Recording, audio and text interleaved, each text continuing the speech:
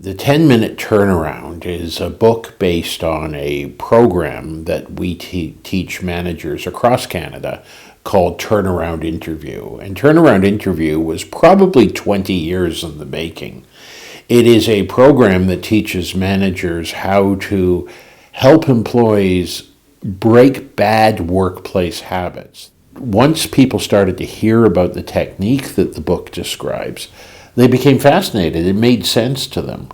What we deal with in the book is the idea that when you talk to somebody about a behavior that's negative, they will get defensive. That's just a natural human reaction. The good news is they'll get defensive in very predictable ways.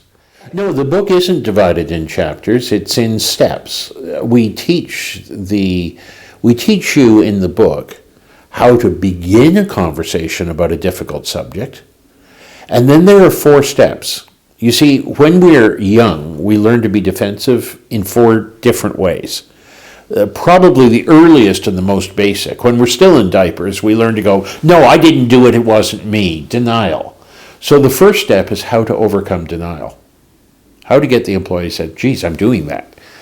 The second step deals with the second thing we learned as children, which was to go, well, it's no big deal and you're being mean to me. All the other parents let their kids stay out late. It's trivializing the behavior. So in the second step, we bring the person we're speaking with to the point where they say, well, yeah, it can't go on forever. And that's a delicate thing, but we can bring them there quite subtly. In the third step of the conversation, we deal with the next line of defense, which is to say, well, that's just me, I can't help it, or variations on that theme. And we show how to get the person past that.